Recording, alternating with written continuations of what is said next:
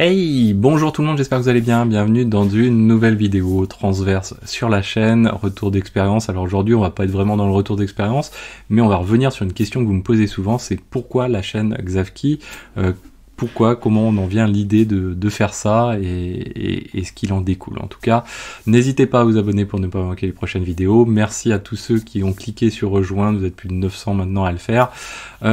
Donc pourquoi la chaîne Xavki? En fait, donc derrière il y a pas mal d'éléments derrière. Avant de commencer, j'aimerais revenir sur une autre approche de cette question qui est plus, on va dire, marketing. C'est vrai qu'il y a des gens, il y a une partie de quelques personnes qui m'ont contacté avec des projets, quoi. C'est des gens qui ont des projets en tête, comme j'étais quand j'étais un petit peu plus jeune, parce que je faisais les choses, en tout cas avec un intérêt différent pour lesquels je le fais maintenant, hein, pour être très honnête, et je comprends tout à fait qu'on le fasse comme ça.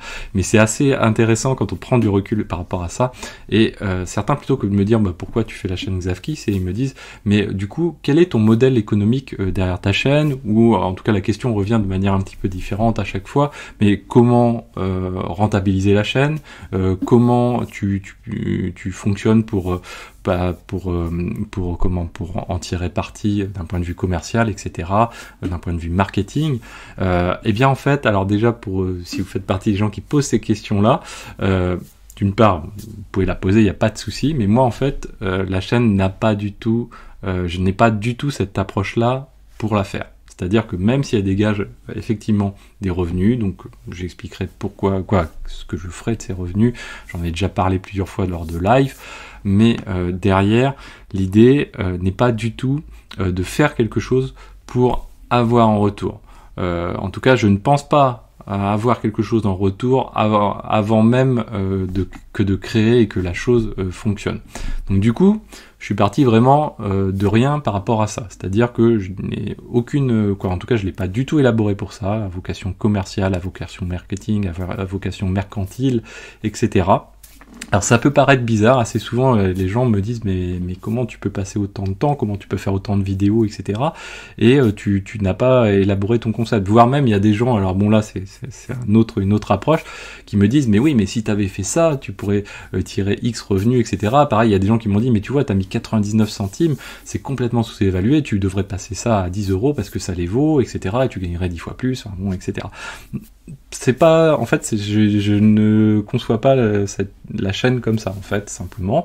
Après, je comprends tout à fait les gens qui ont ces raisonnements-là, parce que voilà, ça se comprend, et puis bon, à chaque cycle de la vie, etc., on peut avoir une approche qui est complètement différente, ce qui aurait été une approche différente pour moi quand j'étais plus jeune, mais ce qui est plus le cas maintenant. Bref, voilà, donc ça c'était pour la petite anecdote assez rigolote, et du coup les gens comprennent plus trop pourquoi les choses. Et alors du coup, voilà, pourquoi la chaîne Xavki finalement, une fois qu'on a balayé cette première question-là, en tout cas cette première source de motivation que certains peuvent trouver. Donc derrière, on va dire la principale source de motivation, et c'est assez, ça va faire quelque chose un petit peu moins courant, on va dire, peut-être dans la vie actuelle, c'est juste le partage. Simplement, le partage et l'envie, et au-delà de l'envie, c'est même le plaisir que je prends que de donner des éléments qui vont permettre, et je sais qu'ils vont permettre à quelques personnes, ou à pas mal de personnes, on va dire un petit peu maintenant, de passer d'un niveau X à un niveau Y, qui sera peut-être mieux, qui sera peut-être moins bon. Généralement, les gens, en tout cas, arrivent suffisamment à assimiler des informations à la fois de la chaîne et par ailleurs pour progresser avec. Donc du coup, c'est ça, en tout cas, la chose qui me rapporte le plus. C'est-à-dire vraiment, quand les gens sur LinkedIn m'envoient régulièrement, plusieurs fois par semaine, je reçois des messages directs pour me dire écoute, moi ça m'a permis de faire ça, de me reconvertir de cette manière-là professionnellement, ou d'avancer de cette manière-là professionnellement, d'en tirer parti peut-être pour ma carrière, d'un point de vue évolution, d'un point de vue salarial, etc. Moi, ça, c'est mon plaisir. C'est mon revenu, quoi. Pour moi, c'est comme si, pour certains, c'est de l'argent. Pour moi, ça, c'est l'équivalent de l'argent. C'est-à-dire, bien sûr, non pas que de faire plaisir aux gens, mais de voir les gens évoluer et de se dire que la connaissance a permis de les faire évoluer. On en revient à l'économie de la connaissance, c'est-à-dire la première chose à avoir en tête, quand on a une économie mercantile, on va dire, à base de monnaie, hein, simplement, si j'ai 1 euro et que je donne 1 euro à quelqu'un d'autre, il me reste 0 et j'ai donné 1 euro uniquement à une seule personne. Avec la connaissance, l'avantage, c'est que si moi j'ai 1 de connaissance, si je donne 1 à 1 ou à 2, à 3 personnes, il me reste 1, voire j'augmente même, je suis peut-être à 1,25, et en tout cas, j'ai donné 1 à d'autres personnes, ou en tout cas peut-être 0,5, mais à un ensemble de personnes. Donc ça, c'est quelque chose que je trouve très intéressant comme approche. On adhère pas, etc. Peu importe, hein, mais en tout cas, moi, c'est une source de motivation. L'autre élément en matière de motivation qui est important, c'est que depuis le tout début de ma carrière, en fait, et même avant même ma carrière, j'ai fait de la formation dans le domaine dans le domaine sportif. J'en ai fait quelques années. Ensuite, j'en ai fait dans le domaine professionnel, mais dans d'autres domaines d'activité, l'agriculture, l'écologie, le domaine du logement, etc. Et ça m'a toujours plu. C'est un truc, ça m'a plu. Non pas, ce qui me plaît, c'est pas d'être debout devant des gens et de se dire, voilà, moi j'apprends plein de choses aux gens. Non, c'est une approche un petit peu différente. C'est de se dire, moi j'ai acquis des choses et j'aime les retransmettre. Et j'ai l'impression, en tout cas, que la manière dont je les retransmets, ça passe plutôt bien et ça permet aux gens en tout cas de progresser, et je trouve ça vraiment super valorisant en fin de compte pour moi, et voilà, c'est quelque chose qui est cool. Alors c'est pas le seul non plus, et donc il y a quand même des parts d'égoïsme aussi, hein, quand même, en tout cas des choses qui sont plus qui me rapportent à moi plus en direct encore également, hein. C'est donc l'approche de l'auto-formation, de s'auto-former soi-même. Alors la méthode Feynman, j'en ai déjà parlé plusieurs fois, allez voir sur internet, c'est quelque chose qui est très très intéressant. Mais en tout cas, ça recouvre autour de ça. Après, j'applique pas vraiment de méthode, mais le but, c'est de se dire qu'en formant les gens, on apprend soi-même. Et une techno que je ne connais pas, je me dis, plutôt que de juste l'apprendre, pour moi, et peut-être d'aller des fois un peu plus vite, mais en tout cas de peut-être moins bien poser les choses également, moins structurer les choses, je me dis, tiens, je me pose différemment, et je me pose dans le mode où je vais devoir, c'est presque un devoir, l'apprendre à quelqu'un, et ou en tout cas la faire découvrir à quelqu'un, et ça c'est une approche c'est une posture qui est extrêmement intéressante dans le mode de son propre apprentissage à soi-même.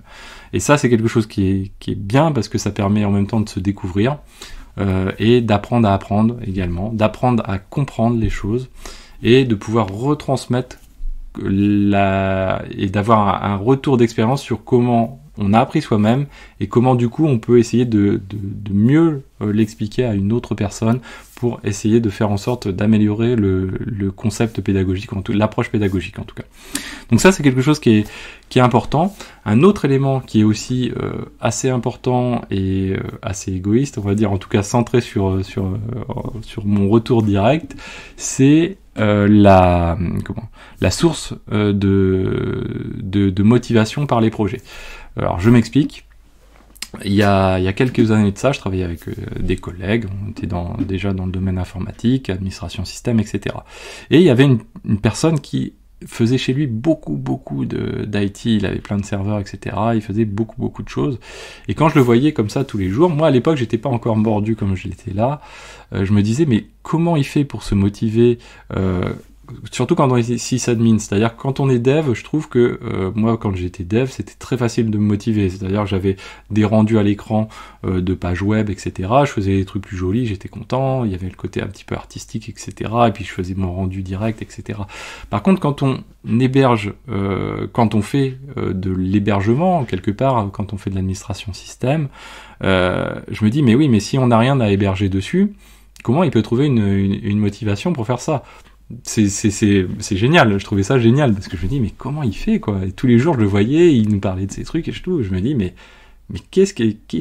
comment il trouve du plaisir dans ça en fin de compte, alors qu'il a rien, il a pas de personnes qui vont poser des trucs dessus, c'est même pas comme s'il avait une assos ou quelque chose où il hébergeait sur ses propres serveurs, non, il avait vraiment ces trucs, il mettait à jour même et tout ça, hein. Et je me disais mais comment il fait quoi. Et là, j'ai pas trouvé la solution hein, pour faire comme il faisait, hein. Mais l'autre approche, ça a été de me dire, voilà, par la chaîne, finalement, je trouve le projet qui me motive à apprendre des technos où j'en trouvais pas forcément l'intérêt par le biais de l'administration système stricte, mais par le biais de la formation, finalement, je vais approcher quand même ces technos et je vais pouvoir me motiver à avancer dans ces technos-là, non pas cette fois-ci pour faire des choses comme ça un petit peu en univers un petit peu clos, mais pour les partager. Et du coup, je me suis dit, et au bout de quelques temps à être rentré sur la chaîne comme ça, je me suis dit, mais finalement, ça y est, il suffit de trouver sa motivation et on avance. Alors j'en ai plusieurs, bien sûr, de motivation, mais voilà. Donc ça, c'est quelque chose qui est important. Autre élément, bien sûr, aussi à titre perso qui est important. Au tout début, j'y croyais pas trop.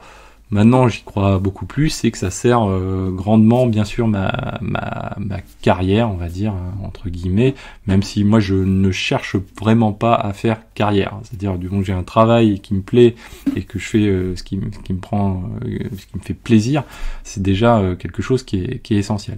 Ensuite, dans les autres motivations de cette chaîne, donc bien sûr, comme je vous disais, tout au long de ma carrière, j'ai fait de la formation et j'ai aussi eu d'autres activités. J'étais blogueur, donc j'ai commencé le blogging en 2003 par là, quelque chose comme ça. Derrière, donc, ce qui s'est passé, c'est que auparavant j'étais gamer. Après, je suis passé au blog parce que voilà, le côté jeu, etc. Au niveau on va dire, de mon cercle familial, ça passait moyen de passer plus d'une dizaine d'heures en se coupant du reste du monde sur des jeux, etc. Ce que maintenant je peux concevoir. Et bien derrière, ce que j'ai fait, j'ai switché. Je suis passé au blog. Avec le SEO et tout ça, donc je m'éclatais vraiment là-dessus, et en fait je vivais ça comme un jeu, c'est-à-dire que plus je mettais du contenu avec une certaine sémantique, etc., que je travaillais les fermes de liens et tout ça à l'époque, ça se faisait assez facilement, derrière plus mon site grimpait dans Google, et derrière plus le chiffre du nombre de visiteurs augmentait. C'était un truc marrant. Pour moi, c'était le retour au jeu. J'ai toujours adoré les jeux de gestion, entre guillemets, et donc c'est une approche qui plutôt me convenait, et petit à petit donc j'ai glissé de plus en plus dans le blogging, jusqu'à faire également donc un petit peu la même chose sur YouTube il y a quelques années dans un autre domaine, et donc derrière voilà, j'ai pris du plaisir vraiment dans ça. Ensuite j'ai coupé pendant quelques années, et puis j'ai retrouvé, donc comme je vous disais, ce côté motivation par ce projet-là de mon auto-formation, et je me suis dit tiens, finalement ça matcherait plutôt bien avec tout ce que j'ai aimé faire avant et les quelques peu de connaissances que j'ai acquis avant dans ce domaine-là. Et du coup, voilà, ça a permis de valoriser grandement les choses. Autre élément et facteur, cette fois-ci plutôt déclencheur, pas vraiment de motivation, mais assez déclencheur, deux éléments plus exactement. Premier élément, ça a été 2 formations, principalement une formation sur Ansible principalement, où j'ai été très très déçu par la formation. Alors pas par le formateur proprement dit, mais par la formation. C'est-à-dire que les formations qu'on a dans notre domaine professionnel, même en général, c'est des formations de 2-3 jours, voire une semaine au max, etc. Il y a des technos, je suis désolé, alors je sais que certains, j'ai vu des gens qui disaient, mais de toute façon en 2 jours c'est bâclé, par exemple Ansible, etc. Ce qui est totalement faux, on va dire. Après, on va dire que ça dépend comment on approche les choses, mais si on veut être brouillon, effectivement, on peut le faire comme ça. Néanmoins, derrière, voilà, j'ai suivi ces 3 jours de formation, et je me suis dit, bon voilà, qu'est-ce qui s'est passé? Pourquoi, quand j'en ressors, finalement, on attend beaucoup de moi, mais j'en connais vraiment strictement pas assez. Qu'est-ce qui s'est passé? Donc, bien sûr, c'est que c'était trop court, on a demandé trop aux formateurs en très peu de temps, et du coup, la formation était hyper dense, j'appelle même plus ça dense, c'est-à-dire qu'après, les gens, tout le monde avait décroché, etc. C'est la catastrophe, quoi. Malheureusement pour le formateur également, attention, hein, c'est pas lié au formateur, hein, c'est vraiment le temps imparti par rapport à la techno en question qui est pas adapté, je trouve. Après, il y a d'autres technos où on peut aborder dans ce mode-là. Et je me suis dit, bon, là, il y a quand même un petit problème quelque part, c'est que ça connecte pas trop avec le monde professionnel de l'entreprise également, parce que finalement, c'est ce type de formation qu'on retrouve très souvent.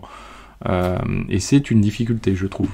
Par ailleurs, je me suis aperçu très rapidement que les personnes qui étaient dans des cursus plus longs cette fois-ci, on leur proposait pas forcément les formations sur ces technos-là à l'époque. Et donc du coup je me suis dit mais il y a quand même un décalage entre ce process de formation, qu'il soit long ou qu'il soit court, avec la vie de l'entreprise, la vie professionnelle. Donc ces choses évoluent et d'ailleurs voilà, il y a plein de gens qui travaillent sur ces domaines-là pour essayer d'essayer dans le domaine de la formation pour essayer de faire évoluer de manière positive et de répondre à ces problématiques. Ça c'est clair. Mais voilà, en tout cas moi c'était le retour que j'en suis fait. Donc quelque chose d'assez assez difficile pour les gens. Et puis derrière moi voilà, ce qui s'est passé c'est que j'ai commencé la chaîne de zéro et j'ai démarré avec un niveau qui était, on va dire, un peu nul. Je sais plus qu'est-ce que j'ai démarré, Docker ou Ansible, et mon niveau était pas terrible du tout, et très rapidement j'ai eu des retours extrêmement positifs. Du coup derrière je me suis dit mais ça marche, c'est bizarre parce que en fait mon niveau est un peu exécrable, en tout cas très bas ras les pâquerettes, et les gens s'y retrouvent. Alors ils s'y retrouvaient pour différentes raisons, et une des raisons qui revenait très souvent c'est qu'en fait on était tous dans la même galère en fait, c'est qu'on démarrait tous vraiment de zéro à chaque fois, et on devait s'auto-former sur les choses, et on devait ne plus avoir peur de poser les questions triviales, c'est-à-dire qu'il y a des questions qu'on n'ose plus poser dans le monde de l'entreprise, j'y reviendrai, et derrière du coup on est un petit peu seul face à soi, on se fait un petit monde de pression qui nous pèse au-dessus de la tête là comme ça, et finalement du coup c'est pas évident à gérer. Au fur et à mesure la chaîne s'est mise à marcher grâce à ça, et je me suis dit finalement il y a un espace.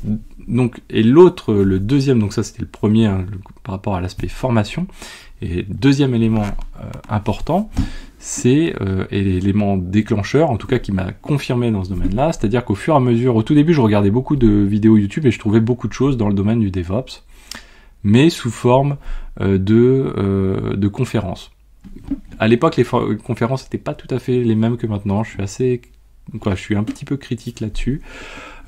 Et du coup, elles étaient très intéressantes, mais en tout cas, c'était pas la même chose, quoi. Il fallait passer 1 heure, 2 heures à chaque fois, et puis segmenter les choses. Et puis c'était souvent une personne qui montrait quelque chose la personne n'avait pas beaucoup de temps non plus à y consacrer, donc c'était pas évident. Donc du coup je me suis dit c'est bizarre, donc du coup j'ai cherché un petit peu s'il y avait des gens qui faisaient de la formation sur des chaînes YouTube. Il y en a bien sûr, et il y en avait déjà depuis quelques années. Il y avait Thomas Boutry d'ailleurs, j'ai suivi pas mal, dommage malheureusement il fait plus de vidéos maintenant. Derrière je me suis dit mais bon, j'ai fait un petit peu le tour des choses. Je voyais que côté dev il y avait déjà pas mal de choses, GraphiCart que je suivais déjà depuis de nombreuses années, et derrière je me suis dit mais dans notre domaine pourquoi il y en a-t-il pas? Donc du coup j'ai vraiment creusé, j'ai trouvé dans les Indiens par exemple, eux ont souvent cette approche là, c'est-à-dire une playlist avec plein d'éléments comme ça de quelques minutes où on explique certains éléments et puis on y va crescendo dans la techno, etc. Je trouvais que dans notre domaine et même côté anglophone on trouvait plus rarement ces choses là. Et je me suis dit mais c'est bizarre quand même, il y a un créneau qui est énorme et il y a vraiment personne dessus quoi. Donc moi après mauvais en anglais, donc bien sûr je suis pas parti en anglais sur la partie anglophone, je suis parti sur le francophone, mais voilà, même dans le domaine anglophone finalement on trouvait très peu de choses, et même à l'heure actuelle c'est encore délicat de trouver des choses, c'est-à-dire on va trouver beaucoup de choses de gens, alors ça j'y reviendrai peut-être, hein, j'ai un avis sur tout malheureusement, en tout cas j'essaye de le construire avant quand même, mais il y a des gens qui aiment montrer, il y a des gens qui aiment faire comprendre ou apprendre aux autres. Les gens qui aiment montrer, malheureusement c'est souvent, on voit des chaînes YouTube qui se lancent et on se dit purée, moi quand je vois ces chaînes YouTube là, maintenant je sais que la chaîne YouTube malheureusement va pas durer très longtemps, mais les gens ils font tout de suite de la vidéo qui claque, et puis on voit tout de suite une vidéo où on voit le truc, on installe Pierre, Paul, Jacques, etc., imbriqué, le truc, le cas génial en fait, hein, c'est vraiment formidable, mais le cas abouti à l'extrême du truc d'entreprise, dans le monde des bisounours, etc. quoi. Et malheureusement ça ne dure généralement pas très longtemps, parce qu'en fait réussir à faire ce type de vidéo bien montée d'un point de vue vidéo et en même temps d'un niveau technique élevé, bah, malheureusement c'est pas évident dans le temps. Je pense que moi je n'ai jamais essayé de le faire d'ailleurs, mais voilà, c'est quelque chose qui est très difficile à faire et derrière voilà, ce qui fait qu'on retrouve peu de chaînes qui réussissent à agglomérer différentes technos, etc. C'est un petit peu plus rare. Voilà. De plus en plus, il commence à y en avoir, donc ça c'est assez sympa parce que du coup, ça permet, voilà, quand on se forme à un domaine, il ne faut pas prendre une seule source. Ne prenez pas que ma chaîne, prenez plein d'autres informations ailleurs, et c'est le croisement de l'ensemble qui vous permettra d'asseoir un petit peu plus vos connaissances. Voilà. Dans les dernières motivations qui sont et qui comptent énormément pour moi, bah, c'est les personnes qui me sont proches et qui sont partis un petit peu au même moment de ma vie et qui comptaient terriblement pour moi. Et bah du coup, voilà, il y a deux manières de vivre les choses quand c'est comme ça. C'est soit on creuse un petit trou et on se met dedans et on n'avance plus, quoi. Soit sinon bah, on se dit, on se trouve une motivation, quelque chose qui va permettre de canaliser cette énergie qui peut être négative en, je dirais pas quelque chose de positif, mais en quelque chose qui va permettre de tirer parti de ce que les gens ont pu nous apporter et les valeurs qu'ils ont pu nous inculquer un petit peu quelque part, et de leur faire en tout cas, essayez de leur faire honneur au mieux. Voilà, et ça, c'est quelque chose qui, voilà, émotionnellement est important pour moi. Et je pense que vous êtes nombreux à avoir aussi également ce genre de choses. Voilà, donc je tenais à tous à vous partager vraiment ce moment, ce retour sur cette question. N'hésitez pas, voilà, à parler un petit peu en commentaire, poser d'autres questions également de ce type en commentaire. N'hésitez pas également à vous abonner pour ne pas manquer les prochaines vidéos. Et moi je vous dis à très très bientôt sur Xavki. Ciao à tous!